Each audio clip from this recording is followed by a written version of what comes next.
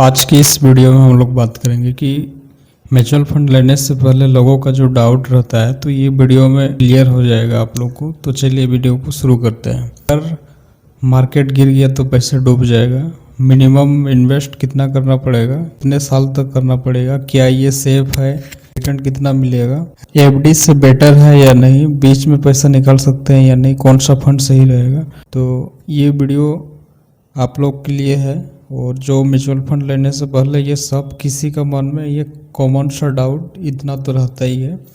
तो ये वीडियो आप लोग फुल वॉच कीजिए, आपको सारी चीज़ें ये सब डाउट क्लियर होने वाले हैं। अगर आपके मन में भी ये सब डाउट आता है तो ये सब डाउट क्लियर होने वाले हैं।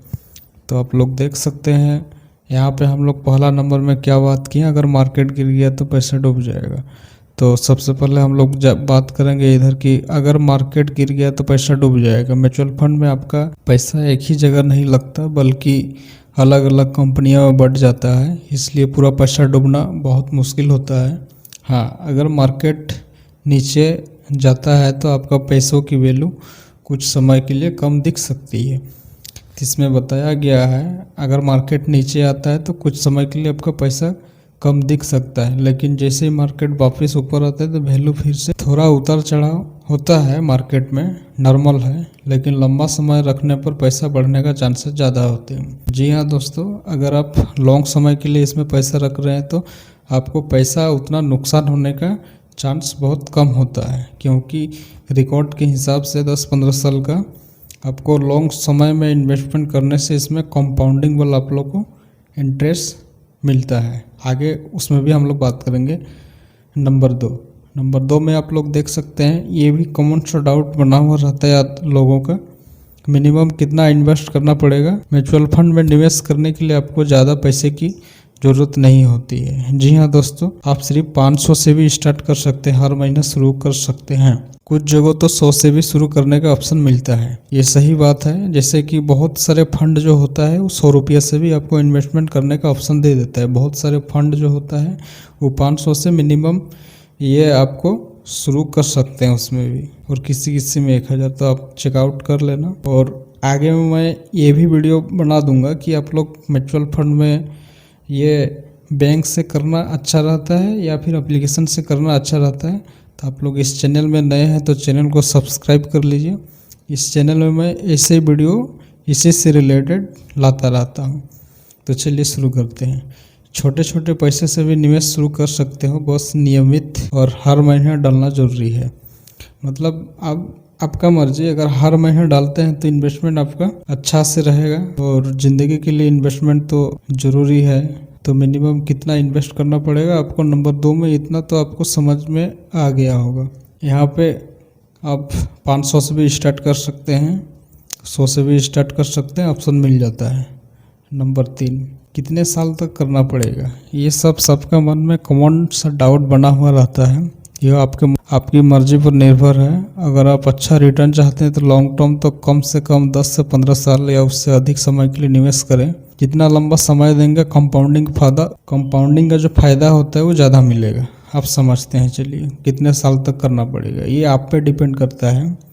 अगर आप इसमें लॉन्ग समय के लिए पैसा रखते हैं तो फायदा इसमें आप ही का होगा, और जितना लंबा समय देंगे कंपाउंडिंग का फ़ायदा उतना ज़्यादा मिलेगा। जी हाँ दोस्तों, जैसे कि कंपाउंडिंग का मतलब आप जैसे कि 20 का 40 का 80, तो ये कंपाउंडिंग का जो गेम है ये लॉन्ग समय रखने से ही आपको इसमें आपको देखने के लिए मिलेगा। अगर आप शॉर्ट टर्म के लिए आ रहे हैं 1-2 साल के लिए, तो मैं तो प्रेफर नहीं करूँगा। तो आप लोग ये एफडी वगैरह कर सकते हैं इसमें, तो आपको ज़्यादा बेटर रहेगा। 1-2 साल के लिए ये म्यूचुअल फंड का जो ये है मुझे सही नहीं लगता है। आप लोग नंबर 4, क्या ये सेफ है। म्यूचुअल फंड पर सरकार की संस्था नज़र रखती है, यानी सेबी इसको रेगुलेट करती है।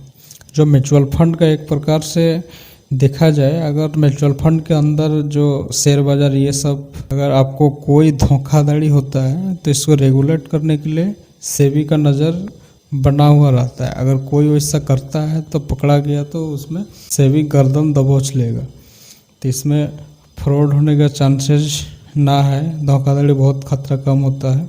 लेकिन इसमें एक बात, म्यूचुअल फंड में अगर आपको कोई बताया है या फिर आप सुने हो कि इसमें फिक्स रिटर्न नहीं मिलता है, मतलब कभी पैसा बढ़ेगा और कभी थोड़ा कम भी हो सकता है। यह बैंक एफडी जितना पूरी तरह सेफ नहीं है।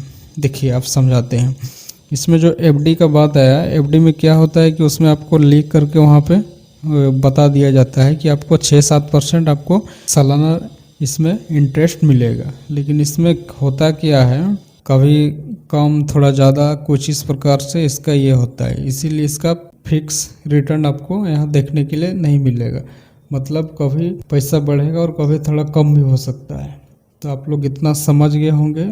लेकिन गोल्ड एक प्रॉपर्टी की तरह एक निवेश का तरीका है। सीधी बात, सेफ तो है लेकिन थोड़ा बहुत उतार चढ़ाव रिस्क रहेगा। तो बाद बाकी आप लोग म्यूचुअल फंड के बारे में आप लोग तो समझ ही गए होंगे। आज का डेट में डाटा के अनुसार से बहुत लोग म्यूचुअल फंड में भी शिफ्ट हो रहे हैं, जिनको समझ में आता है और जिसको बारीकी से समझ में आता है। तो मैं म्यूचुअल फंड से रिलेटेड वीडियो मैं इस चैनल में लाता रहता हूँ। आप लोग चैनल को सब्सक्राइब करके रखिए और बेल आइकन का घंटे को प्रेस करके रखिए, ताकि कोई भी वीडियो मैं अपलोड करूँ आप लोग पास तुरंत चल जाए। नंबर 5, रिटर्न कितना मिलेगा, अब इसमें भी बात करते हैं। ये सब जितना मैंने जो सवाल यहाँ पे रखे हैं, ये सब जो पूछे जाने वाले, जिसका मन में कॉमन सा डाउट बना रहता है, वही सब क्वेश्चंस है। तो उसी में से मैं पिक किया हूँ। अब चलिए, रिटर्न कितना मिलेगा। म्यूचुअल फंड में पक्का फिक्स रिटर्न नहीं मिलता है। क्या मिलता है? फिक्स रिटर्न नहीं मिलता है। लेकिन रिकॉर्ड के हिसाब से अगर देखा जाए, मतलब पिछले 10-15 साल के रिकॉर्ड के हिसाब से अच्छे इक्विटी म्यूचुअल फंड्स ने लंबे समय में लगभग 12 से 15% सालाना रिटर्न दिया है।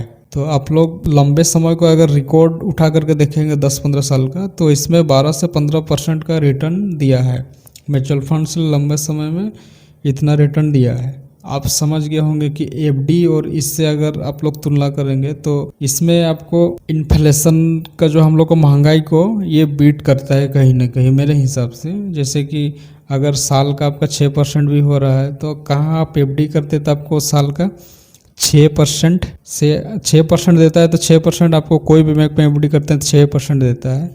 तो फिर आपको उसमें उतना अच्छा नहीं मिलता है। तो कहीं ना कहीं इसमें अगर इन्वेस्टमेंट आप लोग करते हैं तो रिकॉर्ड का हिसाब से इतना रिटर्न देता है, लेकिन लंबे समय में अच्छा फ़ायदा मिलने के चांसेस ज़्यादा रहते हैं। जी हाँ दोस्तों, तो चलते हैं हम लोग अगले सवाल की ओर। अब बैंक एफडी से बेटर है? हाँ, लंबे समय 3-5 साल प्लस के लिए यह बैंक एफडी से बेहतर माना जाता है। अगर लंबे समय के लिए रखते हैं तो एफडी से बेटर माना गया है। यह महंगा इन्फ्लेशन को मात देने वाला रिटर्न दे सकता है। मतलब इसमें बताया जा रहा है, जैसे महंगाई जैसे प्रत्येक साल का 6%, 5-6% जो भी है, तो उसमें आता है, तो इसको बीट कर सकता है। तो इसमें वही बताया गया है, क्योंकि यह महंगाई इन्फ्लेशन को मात देने वाला रिटर्न दे सकता है। एफडी में रिटर्न फिक्स 6-7% ही होता है। अब बात को ध्यान से सुनिए और समझिए। इसमें आप लोग जो एफडी करते हैं उसमें 6-7% का ही देता है, जो कि मैंने अभी बताया कि 10-15 साल का डेटा के अनुसार से आपको 12 से 15% यहाँ से रिटर्न दिया है। तो आप लोग यहाँ से और भी इसके बारे में अगर आपको जानने हैं तो आप लोग गूगल कर सकते हैं। तो होता है, जबकि यहाँ ज़्यादा की संभावना होती है। अब समझ गए होंगे बैंक एफडी से बेटर है। तो नेक्स्ट सवाल की ओर हम लोग चलते हैं। यहाँ पे बीच में पैसा निकाल सकते हैं क्या? ये भी जो सवाल है, बहुत किसी के मन में ये डाउट बना हुआ रहता है। हाँ, कभी भी आप निकाल सकते हैं। ये जो आपको मैं बता रहा हूँ, इल्स टैक्स सेविंग फंड को छोड़कर, जिसमें 3 साल का लॉक इन होता है। मतलब ये जो फंड होता है इल्स टैक्स सेविंग फंड को छोड़कर, मतलब जिसमें 3 साल का लॉक इन होता है। बस ध्यान रखें कि कुछ फंड में 1 साल से पहले पैसा निकालने पर 1% एग्जिट लोड देना पड़ सकता है। जी हाँ दोस्तों, पैसा बीच में आप निकाल सकते हैं रखने के बाद भी। इसमें आपको कोई लॉक इन पीरियड नहीं होता है। मैंने बताया कि ये जो आप लोग यहाँ पे देख पा रहे हैं, ये यहाँ पे देख पा रहे हैं इल्स, ये सब सेविंग फंड्स को छोड़कर, इसमें क्योंकि आपको इसमें लॉक इन दिया हुआ रहता है 3 साल का, तो इसको छोड़ करके आप इस सब में निकाल सकते हैं। 1 साल से पहले निकालने पर आपको 1% का एग्जिट लोड देना पड़ सकता है। अब इतना आप समझ गए होंगे। अब सवाल नंबर हम लोग 8 में चल जाएंगे, जैसे कि कौन सा फंड सही रहेगा। जो बिगिनर है, जो नया है, कौन सा फंड सही रहेगा? आपके लिए गोल लक्ष्य पर डिपेंड करता है।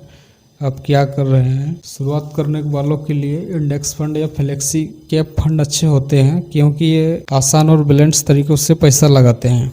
ये जो फंड्स होते हैं, शुरुआत अगर आप बिगिनर हैं तो आप इंडेक्स फंड या फ्लेक्सी कैप फंड अच्छे होते हैं, क्योंकि ये आसान और बैलेंस तरीके से पैसा लगाते हैं। और कम रिस्क चाहिए तो हाई फंड सही रहता है। इसमें पैसा प्लस सेफ जगह दोनों लगता है। टैक्स बचाना है तो यील्ड फंड अच्छा ऑप्शन है। इसमें टैक्स भी बचता है, लेकिन 3 साल तक पैसा लॉक रहता है। सीधी बात, अपने गोल के हिसाब से फंड चुनो। और ये वीडियो देखने के बाद जो म्यूचुअल फंड लेने से पहले आप लोग को जो डाउट रहता है, ये क्लियर हो गई होगी।